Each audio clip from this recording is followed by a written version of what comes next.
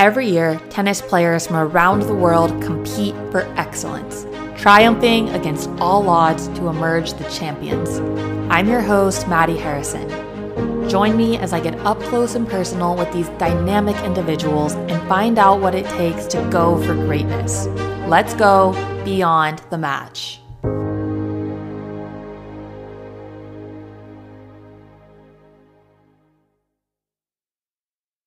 Hey everybody, welcome back to Beyond the Match. I'm your host, Madi Harrison. I'm so excited to have Portugal's #1 player here today. As a college tennis player, he was ranked #1 in singles and doubles. He was a 3-time NCAA semifinalist and 1-time NCAA finalist. On the professional tour so far, he's won 16 singles titles and 18 doubles titles. Currently, he's ranked 54 in the live rankings ATP. Nuno Borges, welcome to Beyond the Match. Thank you, Maddie. It's Yes. actually funny. Some of those stats I didn't even. I actually forgot about them completely. Really, that's Yeah, crazy. it's good to know. It's good to know. Yeah, it's impressive. And this year, you've had an incredible start so far. Mhm. And I just want to run through some of this year's highlights. So to kick it off, you made the round of 16 in the Australian Open, beating Davidovich Fokina and Dimitrov in the process. You defended your Challenger 125 title in Phoenix, and you reached your career high ranking of 46 in singles. Yeah. It really seems like you've reached new heights. Now, I'm curious, now that you've become a known and respected player on the ATP Tour, what has it felt like this year compared to the previous years on tour? It's funny. Like my ranking, I didn't feel so much different in terms of ranking compared to last year. I remember at this time when I won Phoenix for the first time, I made it to like 60 something in the world. So it's not like a huge difference, but I definitely feel a lot different, more prepared, and as a player, a little more developed, I'd say. And I got to go through a lot of the bigger tournaments, get to experience a little bit of the big stages, and I definitely feel a little more experienced. It's not like I'm a veteran, I'd say, but in some way, it's good to go back and play those same tournaments with a different feeling now that I know what it's like to be on those big tournaments. Mm-hmm. What type of support and attention have you received from the media and the tennis fans back home? A lot. Surprisingly, I felt a little more well known in Portugal, especially after the Australian Open run.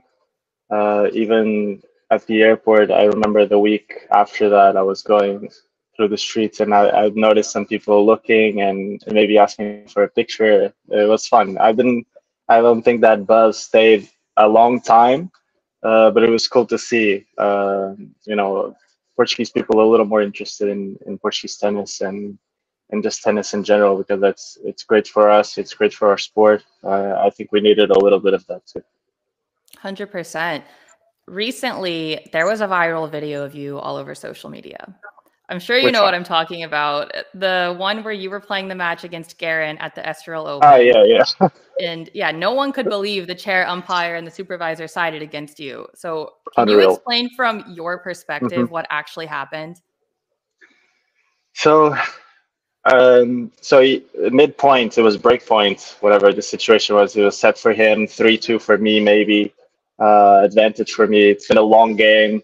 We're rallying a lot, and then halfway through the point, he hits a really close shot on the baseline, and as soon as the ball hit the ground, somebody screamed out, but it wasn't like a big scream, but more like a out. Somebody hesitated. I thought it was somebody from the crowd and not actually the line umpire. Honestly, till this day, I don't know exactly, but I think it was somebody from the crowd. And so me and Garin both hesitated a little bit. I hit the shot. I make it a lob in the middle of the court, easy for him. But I'm also like a little confused, still looking at the mark, and like I wasn't ready to like get the next ball probably because I was still looking at it. But at the same time, I know I knew I was gonna make the next shot. And so Garin, with all this situation, hits the forehand wide, like middle of the alley. He's complaining to the ref. to the chair umpire saying, you made me confused. He stopped the point. Somebody called the ball out. I don't honestly don't know what he said exactly, but I'm sure he said something and made the ref say deuce. And like I was already at the tower, like getting ready for to serve, and I'm like, wait, what? Did he say deuce? And then I go to him. What do you mean? Like I won the point. What happened? And he's like, oh, um, I think honestly I can't remember exactly what he said, so I'm not gonna perjure myself here or whatever, say something wrong that it wasn't what he actually said. But I remember him saying that he thought his forehand next was in, so the one that he actually missed. The previous one barely touched the line, and then the next one was like middle of the alley, and there was actually an out call from the line umpire. So I just told him like, no, the ball he missed the shot. What you could have maybe said is like, okay, it was hindrance because somebody called it before the point was over. Somebody from the crowd, and it was hindrance. But that's not what he said. He said I didn't actually stop the point, so he wasn't now going to give it away to him because I stopped the point and I assumed the ball was out, which was actually not the case. I played it like I'm still in the point, but I was at the same time looking at the mark on clay. I think that's perfectly natural. It happens all the time. Um, and then I don't know what the hell happened, but he said, I'm just going to give the point to him. And then I call the supervisor. The supervisor goes there, talks to him, tells me I can't change his call. And I'm like, I remember feeling so desperate at this point because I'm like, what the hell just happened? How am I losing this point? Because we either replay or I win it. There's no way I'm coming out of here with the supervisor leaving the court, and I'm still like, how? Um, and so the supervisor told him, did you know that his last shot was out? And he said, no, but I still don't change my call. And that's where I go like, okay, this is just a pride thing. At this point, he doesn't want to give in because he knows the fact is wrong. What he thought was wrong. Okay, now you can change the decision because obviously you didn't know that shot was out. And that was not a question because even the line umpire called it out. Like even the line umpire could have said like, yeah, this ball was like half a meter out, like 2 feet, 3 feet. I don't even know. I thought that was not a question. And then That's wild. So how do you prevent yeah, moments like that from completely rattling you in a match? listen, I've had so much like, especially in the matches like this. I'm playing at home. I thought it was fresh in the head, like to compete, and we can be a little tired sometimes, a little more drained, and maybe you can't take this sort of stuff. I thought I took it very well, and still somehow I really wasn't ready to face anything of this sort because I've been people say robbed because oh you saw the ref said the ball touched this much and then I thought the ball missed by that much. That happens all the time, but this was not a judgment call. This was a rules, and this was just out there to see. So I don't know what went through his mind. And I thought it was honestly just didn't want to give up on this first decision or second because he did change. I honestly thought he was going to give me the point at first before he complained, and then when he did complain, he changed the call to deuce. And I'm like, I thought it was just a very stupid decision. I honestly like, and it changed. I'm not gonna lie. I usually don't say like, yeah, I still lost because I didn't play well enough, which it could still be the case, but not having that break changes everything. And in the end, he made the 3-all. We went to breaker, and then he played a really good breaker. But like, I had the break. I had it in my head. It was done. And then once that call is reverted, it's really tough to deal with. Just even if you're hanging in there mentally, just the momentum is suddenly not there again. You gotta work for it again. And in matches like these, it's tough to always be, one step ahead of your opponent. You just, I guess that one moment, one shot, and somehow it got stolen from me. And then the ref did come apologize after the incident, even though I thought it was a really weak apology. I also thought the supervisor should have said something about it too, because it wasn't just the ref's mistake. I think once I called him and got him involved, he could have done something more too. Because clearly, like, I just don't know how it's gone that way. Honestly, I still have no explanation. I Yeah. Right after that moment in the press, I told everybody I'm sure it was a mistake, and he's gonna come apologize. So I even put that pressure on his side because I'm like, I know I'm right. It's just completely crazy. Mhm. Yeah, Yeah, it's so never faced unfortunate when yeah. It's so unfortunate anything when like things this. like that happens, but I do think you also handled it well. So, less match specific question and more general life question here. How do you stay grounded in life as a pro tennis player when the nature of professional tennis is pretty Yeah. chaotic and scattered? No, even socially it can be a little hard. I start like my tennis friends are my best friends always, and since a young age, my tennis group has always been my closest people, and for since I remember. So yeah, not just not much to do sometimes. Even the tournaments, fortunately, the bigger ones are always in bigger cities, and there's plenty to do. I'm still trying to, explore a little more because I tend to just stay at the hotel and club hotel. There's not really much going on, and you can go kind of crazy just thinking about tennis all day. So it's something I've been working on trying to, explore a little bit, get to enjoy the cities I visit because they do tend to be really great. Um, or go eat out, mix it up a little bit because um, socially it can be a little hard. You feel very alone all the time. It's a lot of weeks. I don't think I spent 3 months at home a year, and um, even for my friends, they already got used to like if I go there for a week and they always reserve dinner spots for us, and for me it was like they do everything they can to try to have me for that night because they know it's hard. Mhm. Again, um, I love being alone all the time, but it's not too healthy if you do it all like for too long. And thankfully, I've been traveling always with somebody, but even still, you do tend to feel quite alone um, as a When you player around the tour. feel that way, do you have any like go-to routines or things that can kind of help you stay on track and in a stronger mental state? Usually, yeah. I mean, what hurts me the most is me overthinking tennis. So just calling my best friends, my family, uh, go out a little bit, not stay in a close place. I think it helps me, relax a little more, see things from a different perspective, and see it's not like sometimes I'm literally overthinking. It's not that bad. I'm not playing that bad. It's literally just me being too hard on myself.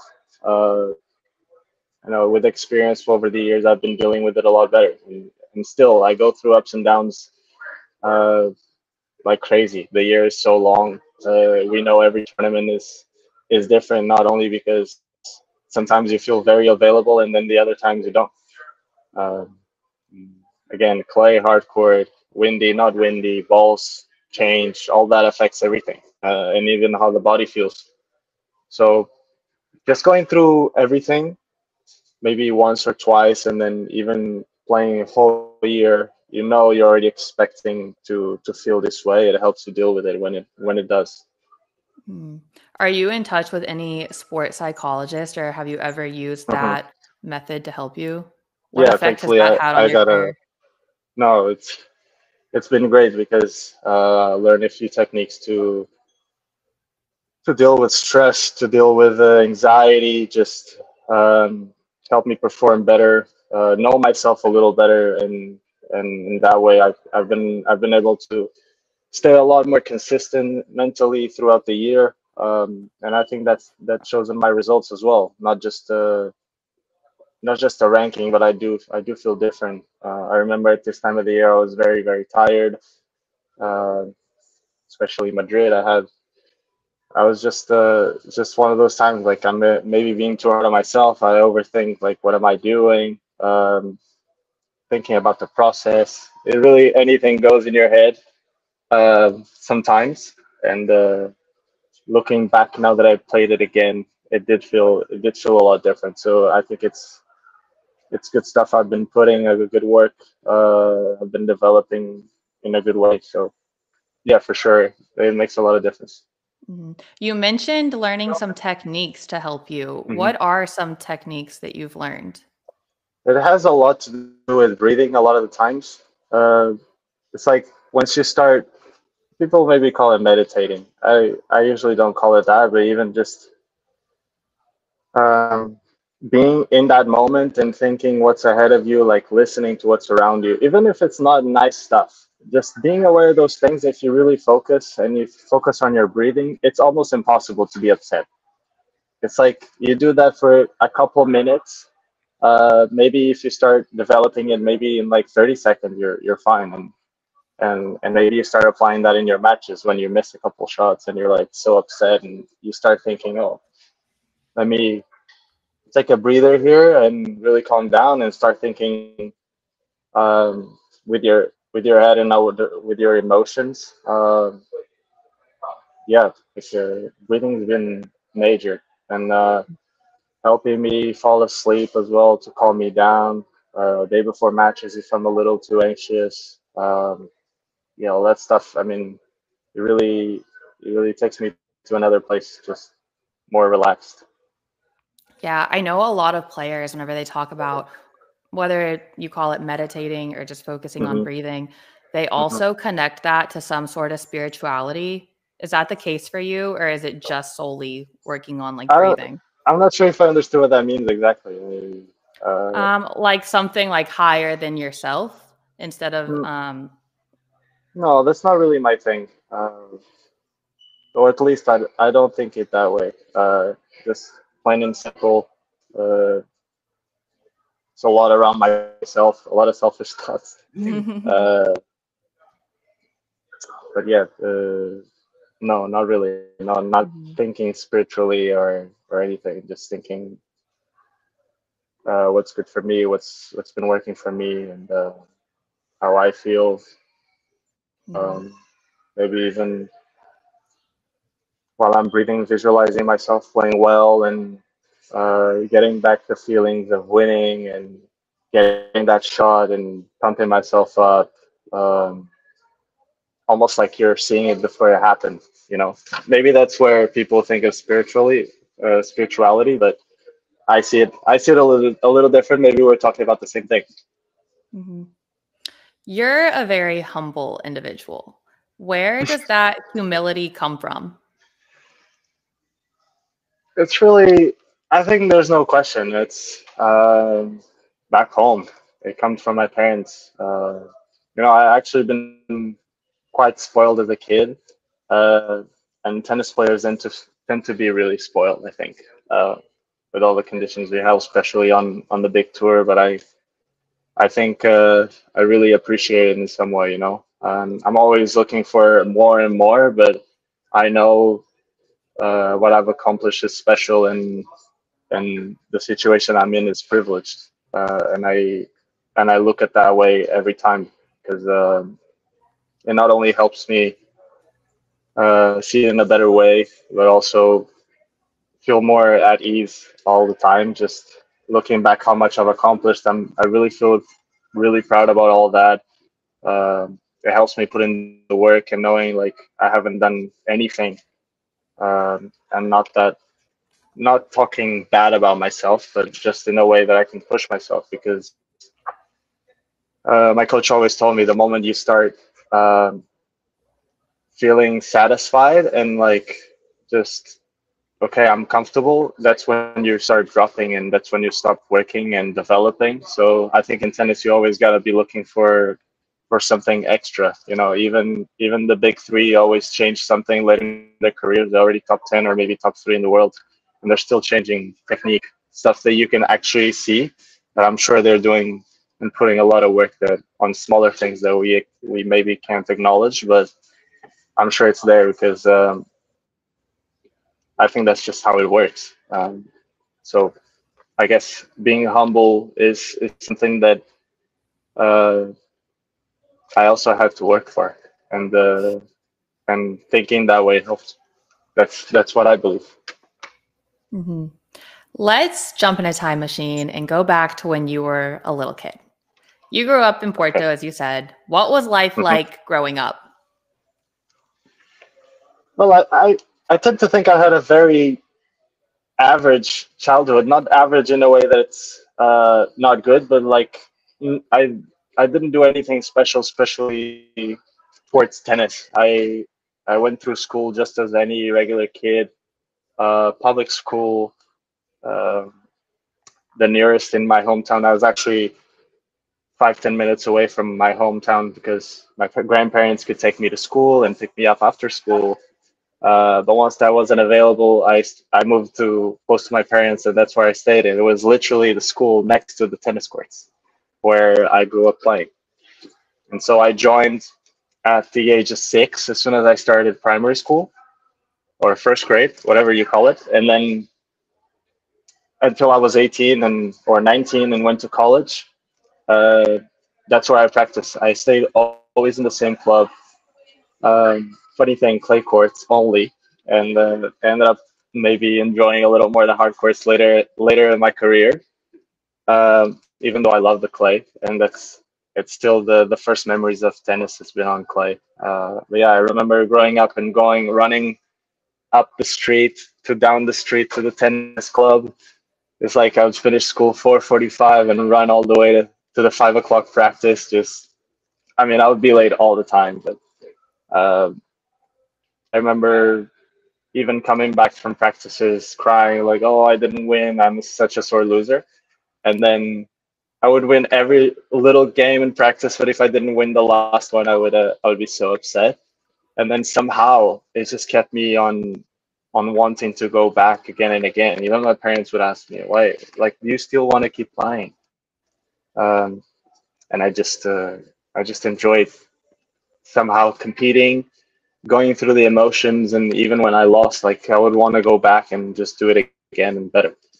Um, I think that's always been a little part of me, and I ended up dropping every other activity um, for tennis.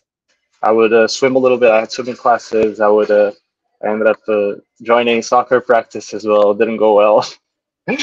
uh, I even had guitar lessons. I forgot everything about it, but uh, I know I did, and somehow I just enjoyed tennis so much. I ended up using all the time free I had for tennis. Uh, yeah, I thought it was a pretty healthy young days for me.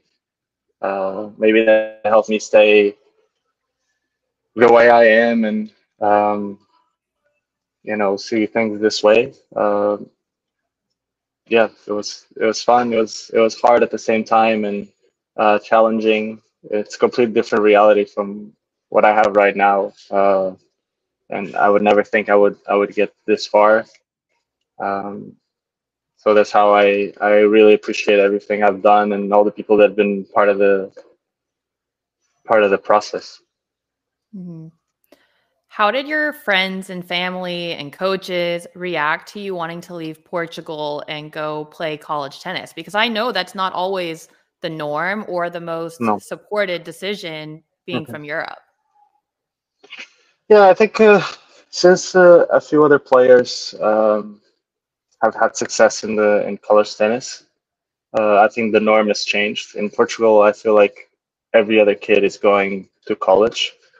Um, Maybe dreaming of having something that I had, or going there, getting a great experience. A lot of them, I don't think they really want to play, and that's why uh, they can use the tennis they've been playing for so long and investing and working to use it for a scholarship and have a great experience abroad.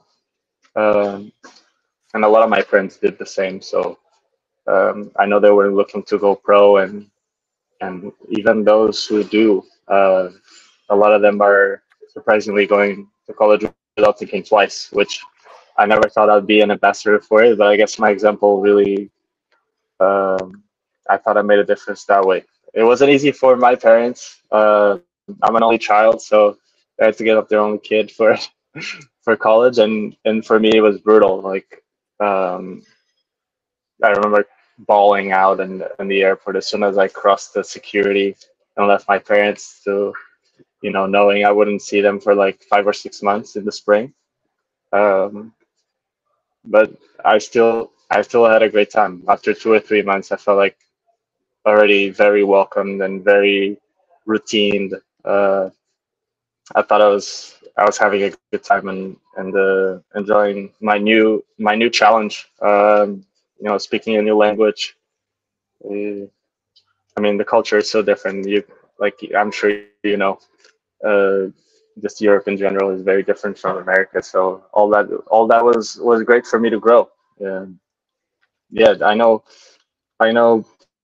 Maybe a few years back I went, it wasn't the norm, but I feel like it's been the most common thing nowadays. Well, you ended up having one of the most legendary college tennis careers of any player ever.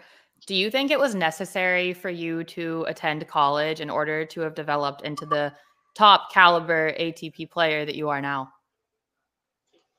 Well, that's something really I will never have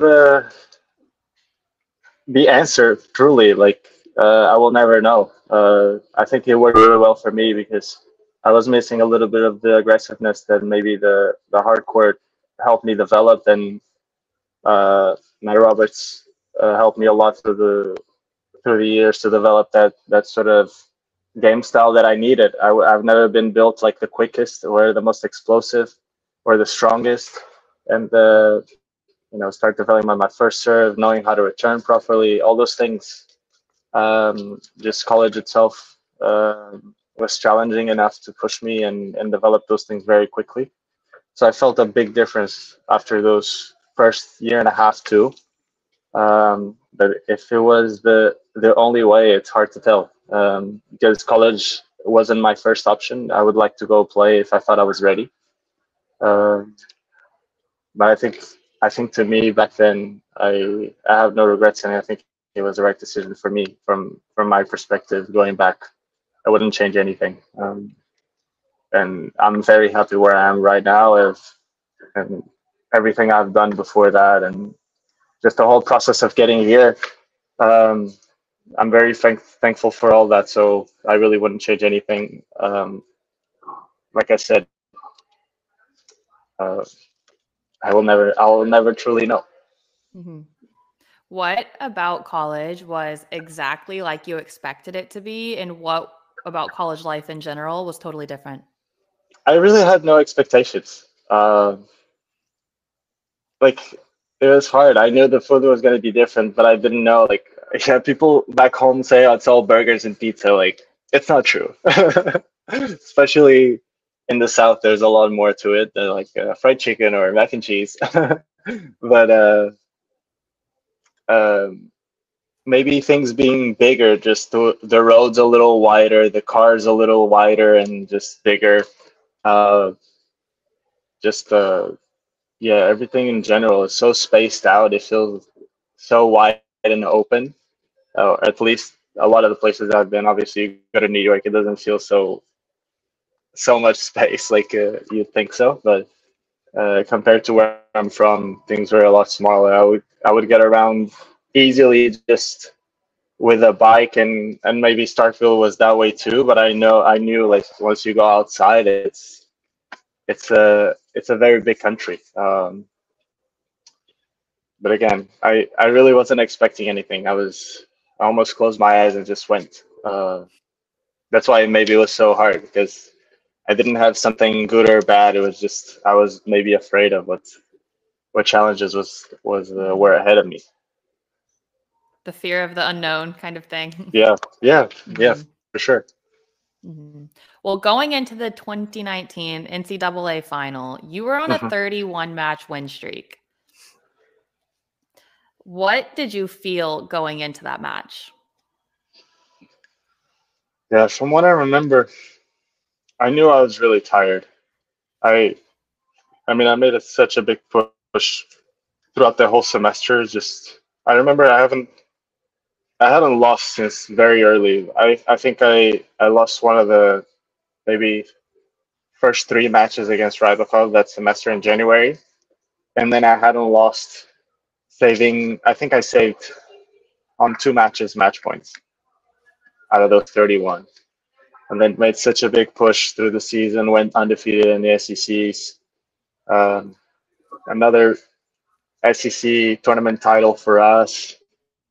All that was very draining, and you know, tough loss against TCU in the nationals. Um, you know, I was already so tired there. I made a big push. I played such great tennis in the NCAAs, and then um, when I have everything and more that I ever wanted in that one last one, I couldn't take it, and it was very. I mean, it hurts so much. Like I wanted to finish with a 32 winning streak and be out and like not have that loss. You know, knowing I've finished winning everything, and I was number one in the nation.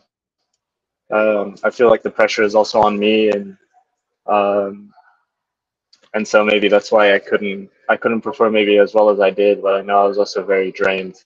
Looking back, what an amazing run! I mean, just incredible. I'm still surprised I was able to do all that, and my college career in general was just a crazy ride. It went so well. Even starting my first fall, I go to national indoors and play in the semis. Like thinking back, that was already so nice. And winning the fall nationals later in at Indian Wells.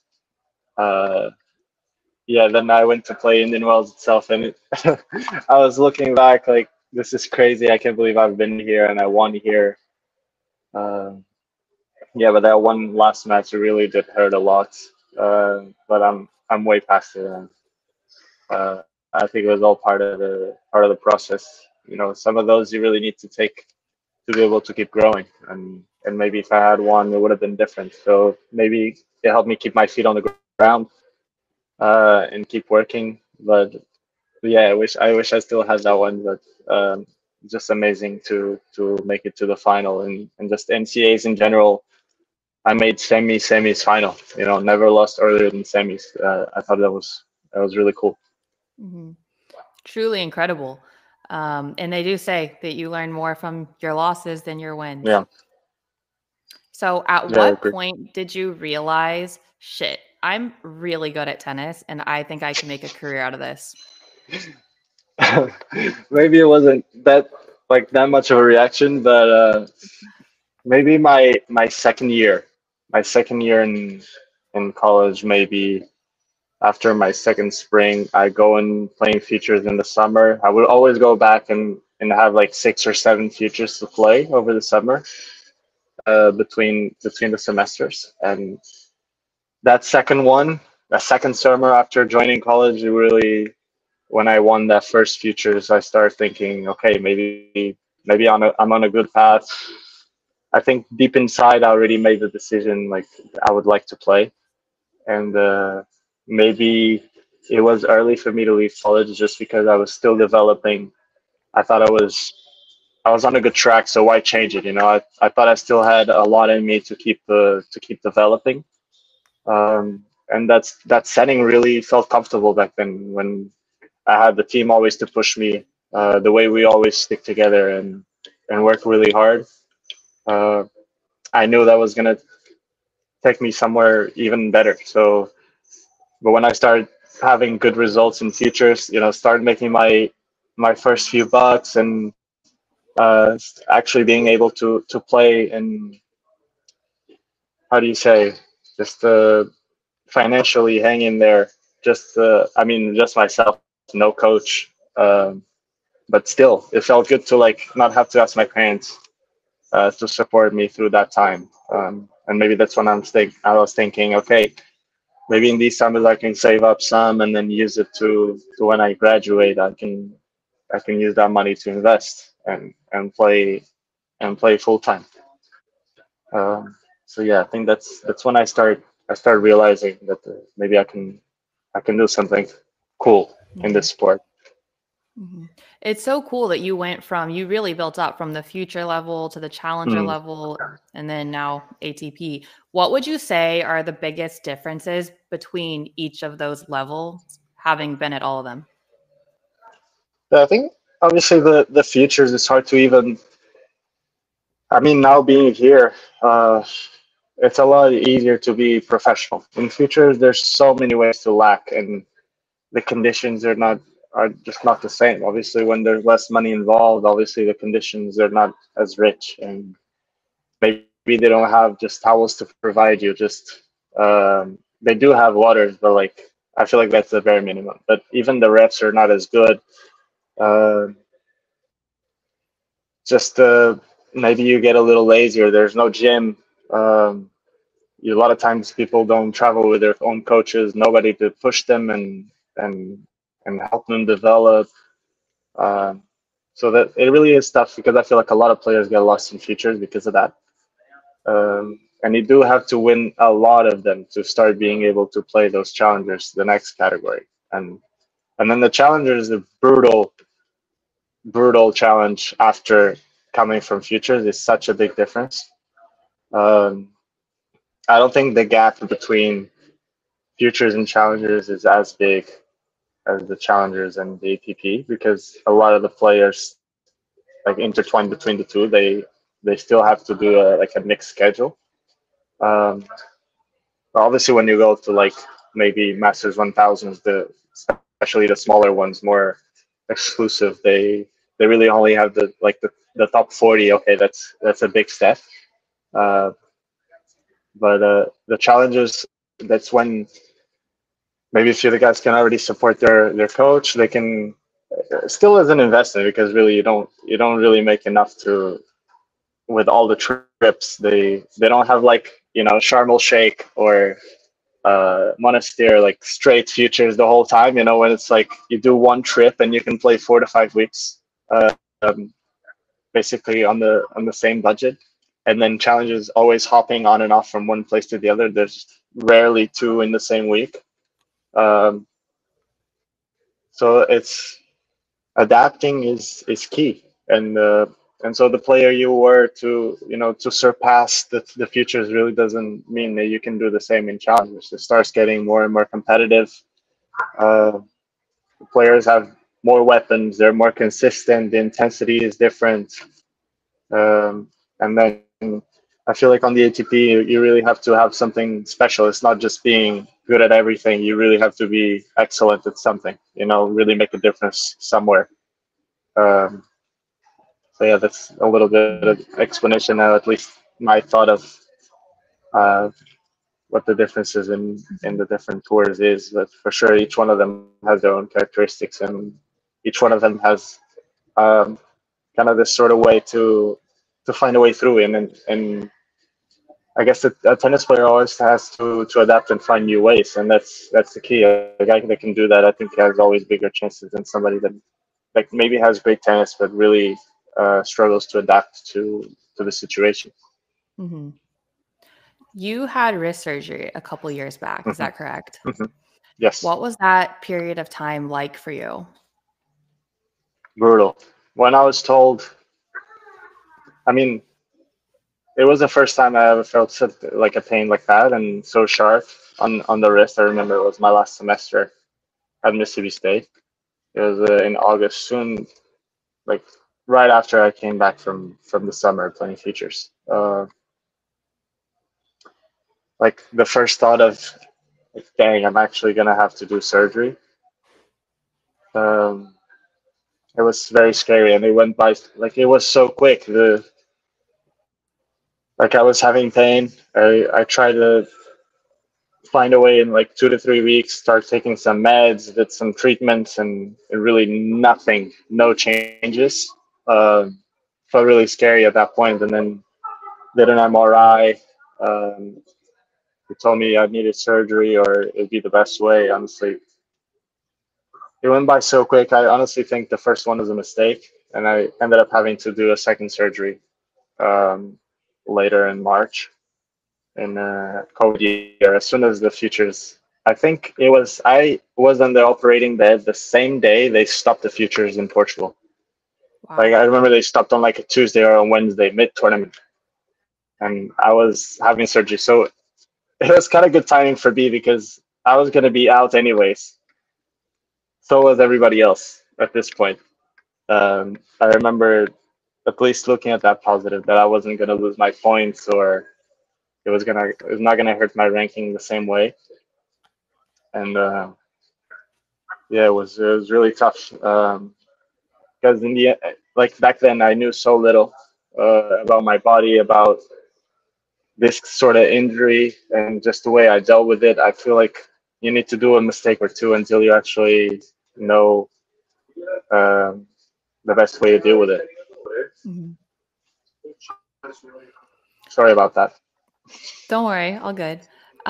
Can you describe what the pressure of defending points is like? And for those who don't know what defending points means, can you explain Hmm. what that is? Yes, I can. Sorry. Yeah, it's added pressure, added expectations, especially from those around you and yourself. Uh, so you really have to be aware that maybe you're remembering how you won something last year, or you did semis and you were playing this amazing tennis, and then you go back and you don't feel the same. Uh, Even if the conditions are exactly the same as before. It's never the same. You could be playing two weeks straight in the same place and still not feel the same. Uh, so that's something I always take in mind. And then I know my sensation from, especially on a week that I knew I play well and uh, I was very happy about. I know maybe deep inside I have an exaggeration of what it felt like and how I was not making any mistakes and now I'm missing this shot. Like it's not true. It was probably just struggling just as much, if not more. So I always think about that when I'm going, for example, for Phoenix. I was struggling so much the days of practice. I was losing every set of practice. I'm not joking. I don't think I won one set of practice. Wow. And I go towards the tournament and literally just take one set at a time, one match at a time. Um, you know, it's good to use those feelings in a positive way. Um, like I knew I played well there. I could do it again. Like see it that way. Or uh, I remember I was doing this. I remember the ball was jumping this way. Uh, I remember going for a kick wide here and it was working. You can look for those things, but again, it's never easy to go and defend the tournament because like, again, there's expectations, and even if you're playing great, the other guy can just show up and play even better. So Mhm. it's not just about you, um, and just controlling the things you can control, um, like those feelings that maybe are not real. You can always tell yourself the right stuff, and um, at least have that towards you, that at least you did well and people are thinking, oh, this guy is like the king of this place. Like Mhm. even when you don't feel it, at least let them have that respect for you and don't break down and like and maybe use it towards you. Mhm. But yeah, it's always tricky. That's why it's so hard to defend, because you go and check how many guys can actually do that, and it's really not many times. So the percentage is probably very low. Like Mhm. I'm sure, like Medvedev, I saw that statistic. Like he's 0 for 24 defending the tournament, but like he's winning Masters 1000s and Grand Slam. Like it's hard to even just get one of those. Like defending it, it's crazy. So uh, I don't think it's a terrible statistic at all. I think it's just part of tennis. You got to take that chance when you have it. That you're not gonna have it all the time because you're also playing somebody else. Mhm. Winding down to our last couple questions here. You're very intelligent. If you weren't playing tennis, what would you be doing? Yes, sorry. Sorry, it's been really requested this place now. No worries, no worries. But No, yeah, if you weren't playing tennis, what would you be doing? it's a really tough question. I really don't see myself doing anything else right now. And obviously because it's right here and it's been going so well. So it's really tough. I think sports is in me. I love to compete. Uh, Maybe if it wasn't tennis, it would have been another sport. Maybe racket sport would be easier to, to relate to me just because I've always been better with my hands than with my feet. Um, just coordination wise, it's not even close. Uh, so it's funny because none of my parents have that sort of thing. I think my dad has been competitive, but I don't think he's ever showed that side to me much. At least I don't know him for that because I knew he played, but he was done playing when I grew up, and when they had me, he wasn't competing anymore. So I never saw that side. So it's funny how I was always so competitive and really wanted to, you know, go for it when uh, I don't think they instructed me to do so, or educated me to be very competitive, or having to be the best, or having to win. Uh, so I think it's really hard for me to go out of sports. Uh, yeah, if you think I'm intelligent, I think I'm just average or maybe slightly above. I don't know. That's what people like to think, anyways. So, uh, really tough question because I never really saw myself doing anything else. Mhm. What drives you and motivates you week in and week out to make all these sacrifices and work so hard and keep doing what you're doing? It's funny. I've always been so internally motivated. Uh, for some reason, uh, I think it's very satisfying to see yourself improve, and that's something that's really hard to notice, especially because you live yourself every day, and it's not like you can see the difference from one day to the other.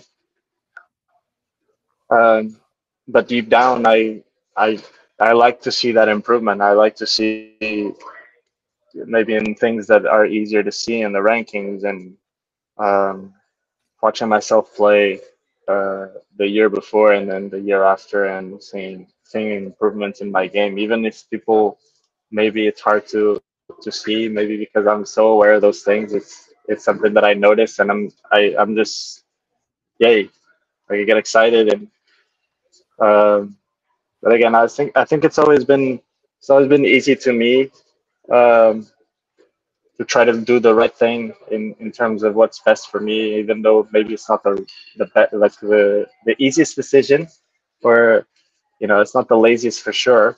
Uh, but deep down, I just found the motivation to do it Mhm. and keep improving. So no secret tips for anybody out there who wants to like know the secret to like have the motivation, wake up and just grind it out. I mean, there's a lot of hard days for me too. Uh, but when you do make that push and when it's done, it feels so good. Mm.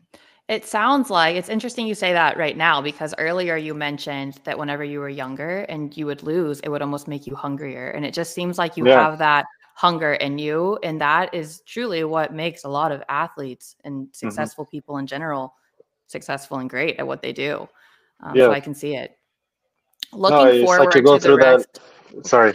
Yes, No, yes, go yes. ahead. Go ahead. No, it's like when you go so upset and then after taking it in and calming down, then you're like, oh, I want to go back on court. Right after you're so upset, like you couldn't do it. But tennis makes you feel very tired sometimes to go back on court and just grind it Mhm. out again. Uh, but I had that effect on me very early, like you said, yeah. And it wasn't just for tennis. It wasn't. It was like for table tennis or competing at cards or literally anything. But Mhm. again, that competition was always the one that like really motivated. Mhm. And it's cool because I remember my first ever pro tournament that I ever attended. I watched Ivo Karlovic play a match. I don't even remember who he was playing, but he lost. And right after he lost, he went out on the court and had his coach feeding him balls. And that stuck with me even when I was a little kid. And so I do truly believe that that is something that is a great quality to have. Yeah. So looking forward to the rest of 2024, what are you most looking forward to? The Olympics. This year is special because of that. I'm not saying I'm not excited for the slams. They're always great, and I'll always be looking forward to those. But just because there is one special one this year that you don't get to have the opportunity very much, because once every 4 years. So yeah, I've been looking forward to that, and yeah, I put that in mind already some time ago. A lot of pressure to try to play it as well, which is not very healthy, but again, maybe it keeps me motivated to work even harder. Has that always been a dream since you were a kid to play in the Olympics? It was beyond my expectations. I thought, oh yeah, sure, Olympic Games. So far, like I didn't see it. I honestly didn't see it. I can't say I expected it, and like, yeah, I've been working since I'm 12 to do this. No, it's not true. And I wasn't working when I was 12 to like be in the slams and be top 100. I thought that was way beyond my reality, and even I was like 150 in the world, and I still wasn't sure, you know. But again, maybe they helped me, you know, to at some point I wasn't really ready for it, but I also, once it was there, I felt really good, just you know, appreciating what I've already accomplished, but at the same time, you know, keep going for more. Let's see how far I can go. Let's see if I keep pushing where this takes me. Well, tennis as a sport couldn't have a better ambassador, and Portugal as a country also couldn't have a better representative than you. And for those who want to follow your journey, do you have any social media handles or a website where people can find you? First of all, you're too nice. And then, yes, I think my Instagram is where I mostly post my updates. It's Nuno Borges 97. I do also have a Facebook page, even though Facebook is not really everybody's thing, or at least the youngsters' thing. But I also have a Twitter account on the same name, if I'm not mistaken, Nuno Borges 97. So yeah, if you want to keep up, that's where I'll be. Nuno, good luck this week. Good luck Thank in you. Paris for both Roland Garros and the Olympics. Yes. And I will be following. I hope to have you back for season 2. And thank you for coming on Beyond the Match. Thank you, Madi. My pleasure. Thank you so much for listening to Beyond the Match. Please be sure to rate and review this episode. If you have questions or comments, you can email us at beyondthematch@outlook.com. We're available anywhere you listen to podcasts, and I do mean anywhere. Please also be sure to follow us on Instagram at Beyond the Match Podcast, and look for exclusive content from our episodes only found on our YouTube pages. Until next time, thank you for listening, and I will see you on the courts. Metacortex Publishing hopes that you've enjoyed this presentation. Please take a moment to listen to some other podcast offerings from Metacortex Publishing. A quest is a search for something. And every week, the Quest podcast will show you how we know what we know through interviews with people that have incredible stories of dedication and perseverance. I'm your host, Todd Fisher. Join me in this thought-provoking and inspiring podcast of discovery. Find us anywhere you listen to podcasts.